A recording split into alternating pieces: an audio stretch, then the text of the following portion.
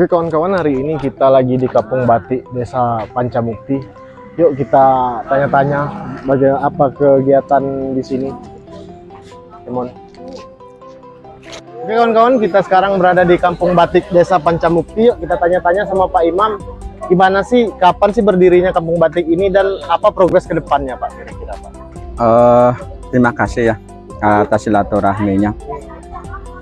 Kampung Batik Pancamukti ini didirikan tahun 2020, tepatnya Desember, di akhir Desember. Itu awalnya sebenarnya begini ya, jadi ini kan dalam rangka untuk pemberdayaan masyarakat terutama wanita. Nah, kenapa harus batik ya? Batik itu kan multiplier effect. Pertama, di sana batik itu memiliki pesan-pesan moral, kemudian memiliki nilai-nilai filosofis kehidupan. Terus selain itu batik juga sebagai pengembangan karakter, karena ayunan canting ya, pakai canting dan sebagainya itu karakter, bagaimana mengkonsentrasikan antara pikiran dengan hati, bagaimana pas waktu itu ada karakter. Nah, sehingga karakter wanita itu akan tercipta dengan sendirinya melalui sebuah terapi itu harapannya macam-macam. Kemudian selain itu, karena tadi saya sampaikan bahwa batik itu multiplier effect ya, artinya banyak yang ngurus, ada di dinas, misalnya di kebudayaan ya, kebudayaan itu sebagai pengetahuan tradisional, kemudian di pariwisata sebagai ekonomi kreatif, fashion dan kriya, kemudian di dinas perindustrian sebagai industri juga, kemudian di ekonomi juga sebagai UKM. Artinya batik itu banyak yang ngurus itu kan, batik itu banyak yang ngurus, makanya kita punya prospek ya, punya prospek ke depan. Nah, dan alhamdulillah sekarang dengan dukungan Ibu Dekranasda, dukungan Dinas Perindustrian, dan sudah mulai banyak pesanan dan sebagainya. Terus nanti mungkin dukungan secara regulasi, Bupati mengeluarkan Perbup. Oh ya, perlu diketahui bahwa batik kita adalah batik Sungai Lemau ya, diambil dari nama kerajaan yang ada di Pondok Lapa itu sebagai batik Sungai Lemau. Nah, motifnya macam-macam. Ini motifnya ada motif Gunung Bungkuk, ada motif Liku 9 yang mempunyai pesan-pesan moral dalam pelestarian lingkungan, ekosistem hayati. Kemudian Gunung Bungkuk adalah juga pesan moral sebagai keagungan ya, bahwa kita adalah menciptakan sebuah keagungan. Kemudian tadi disampaikan untuk prospek ke depan ya, prospek ke depan ya, pertama ini masyarakat sekeliling ya, kenapa kita mengatakan namanya Kampung Batik, bagaimana masyarakat sekeliling ini mengikuti kegiatan ini, dan ini menjadi sebuah sentra ya, sebuah sentra sehingga perekonomiannya meningkat. Kemudian bukan jangka panjang lagi ya, tapi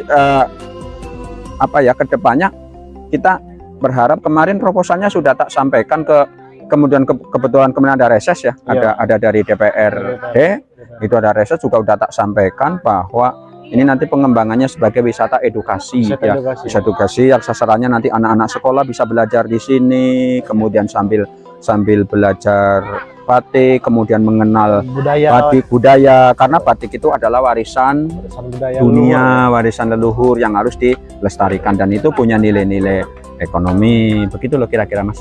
Kalau pemasarannya untuk sekarang ini Pak, apakah kita lewat dari ke dinas-dinas yang mempromosikan, apa kita memang bikin proyek promosi sendiri atau gimana Pak?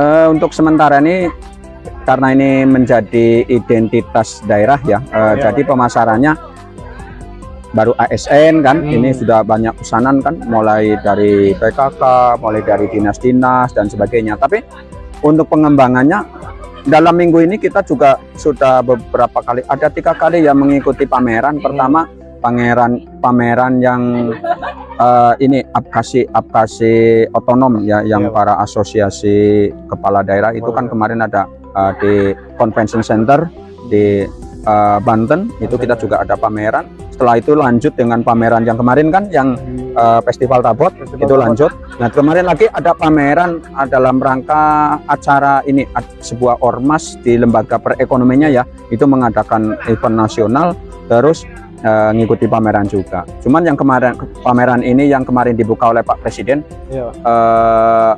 untuk pengembangan batik kita belum ngikut gitu kan. Jadi ya harapannya nanti ya pemasaran itu tidak hanya sebatas ini, ya, tapi lebih luas gitu loh. Kalau untuk produksi sekarang Pak, misalnya apakah tiap hari produksi ataukah ada perpesanan atau gimana Pak? Sebenarnya tiap hari produksi ya.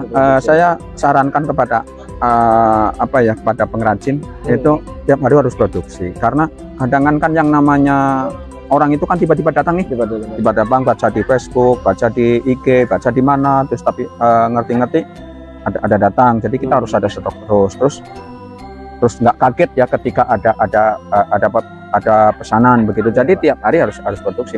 Besok juga produksi karena ini ada kegiatan begitu loh. Itu ini harapannya seperti itu.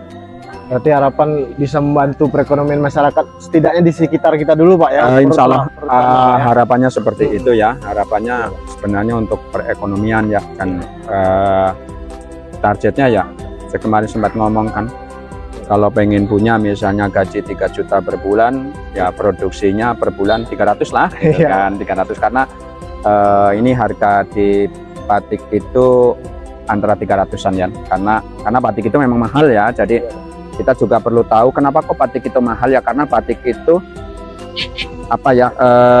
seni ya, seni. Jadi kalau terus kita terkesan loh itu batik-batik yang di pasar-pasar murah, lah itu namanya kan bukan batik, itu tuh itu lukisan batik ya, gambar batik. Kalau batik itu ya harus harus pakai tangan, minimal pakai cap, makanya mahal begitu loh.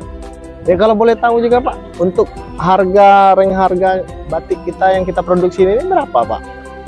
Siapa tahu pemirsa kita mau tertarik melihat koleksi-koleksinya nanti yang kita mau lihat nanti Pak. Yang umum itu ya 300 itu ya, batik itu 300. Tapi nanti ini untuk pewarna biasa ya, karena pewarna itu sebenarnya ada dua nih, pewarna alami sama pewarna yang ekspornya. Kita ini kan begini. Ini kan kita bicara tradisional ya, bicara tradisional, tapi pasarnya itu pewarnanya itu pewarna dari luar negeri seperti Neptol, Remasol, Indigosol, itu bukan pewarna alami itu kan. Nanti yang pewarna itu di harga 300 ya. Kemudian nanti misalnya untuk yang pewarna alami itu terus pakai canting, terus bahannya sekarang menggunakan bahan Primissima ya, Primissima yang bagus itu sampai 600, 700. Mungkin kalau misalnya menggunakan sutra, pewarna alami menggunakan sutra canting ya bisa sampai 4 juta, 3 juta. Karena ada kemarin itu mentor kami yang dari Institut Pluralisme Indonesia itu bawa batik itu harganya 10 juta. Itu menggunakan pewarna alam gitu loh. Gitu.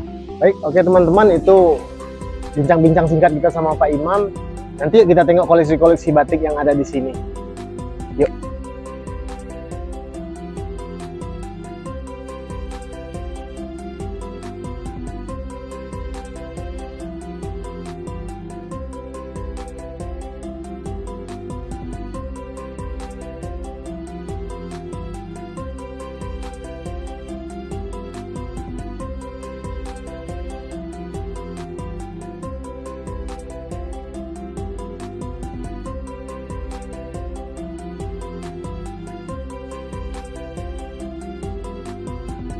Oke kawan-kawan, sampai di sini liputan kita hari ini tentang Kampung Batik Desa Pancamukti.